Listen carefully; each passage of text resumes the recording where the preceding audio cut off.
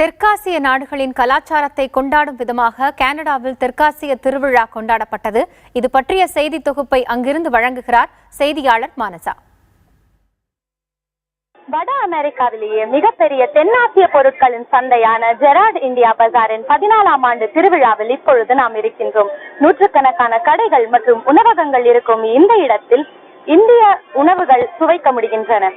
இந்த இடத்தை செல்லமாக லிட்டில் இந்தியா என்றும் அழைக்கிறார்கள். தெற்காசிய நாடுகளின் கலாச்சாரத்தை கொண்டாடும் விதமாக நடைபெற்ற தெற்காசிய திருவிழாவில் ஏராளமான கடைகள் நிறுவப்பட்டிருந்தன.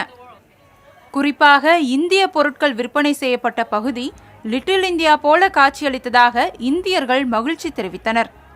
ரொம்ப சந்தோஷமா இருக்கு கனடா டொரண்டோல இந்த மாதிரி ஒரு ஃபங்க்ஷன் பாக்குறதுக்கு. அண்ட் தோசை சாப்பிட்டு ரொம்ப நாள் ஆச்சு. இங்கதான் வந்து ரொம்ப நாளுக்கு அப்புறம் நான் டேஸ்ட் பண்ணிருக்கேன். ஒரு குட்டி இந்தியாவை இங்க பாக்குற மாதிரி இருக்கு. Mixture of all the cultures, India, Chinese எல்லாமே இங்க பார்க்க முடியுது.